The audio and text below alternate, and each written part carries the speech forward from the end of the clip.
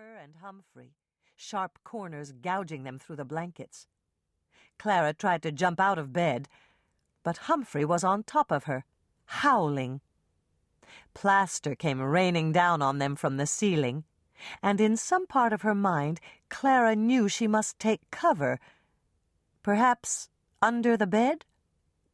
But she just couldn't move.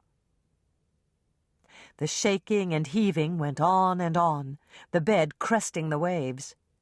And then it started dancing right across the sun porch floor, with Clara a frozen passenger, unable to stop it.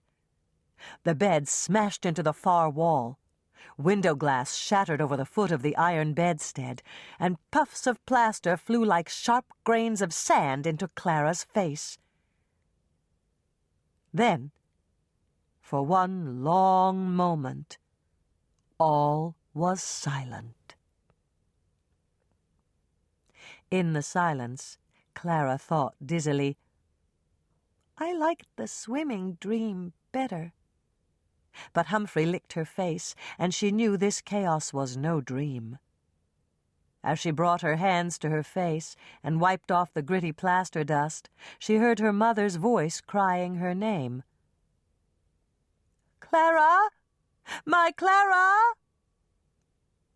Clara struggled out of her cocoon of covers, shoving Humphrey onto the floor. "Mother!" She jumped down from her bed and felt something sharp stab her heel.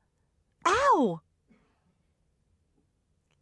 Mother was a dim figure in the doorway, her long brown hair out of its usual tidy bun and coated with white dust. "Oh, my heavens, take care, child. Watch for the broken glass, darling." "She called me darling." Even through her fear, Clara felt astonished at Mother's endearment. Mother usually had nothing but critical remarks for Clara. "Hurry, hurry!" Mother clutched Clara's arm as Clara bent to ease the sliver of glass from her foot. "We must hurry outside. There may be more in store. Oh, my land, the house could crumble around our heads and bury us all alive." Mother led the way from the sun porch, her tall, thin figure whisking around the corner as Clara limped along more slowly, her heel throbbing with pain. "I'm probably leaving bloody footprints on the carpet runner," she thought. "Mother will have a dozen fits." They hurried down the long staircase to the front door. Clara gasped as they passed the parlor. It looked as if a storm had swept through, tossing furnishings about like loose pages of newspaper on the street. The mirror over the mantel had shattered, and so had the clock. Shards of silvered glass lay on the mahogany bench. The lodgers appeared in the front hallway in their nightshirts, looking like ghosts. Old Mr. Granger had on a nightcap. The ghost of Wee Willie Winkie, Clara thought wildly. She felt dizzy and light-headed as the nervous lodgers gathered around her. Mother shooed everyone toward the front door. "Where is Father?" Clara demanded. It should be Father in command, not Mother.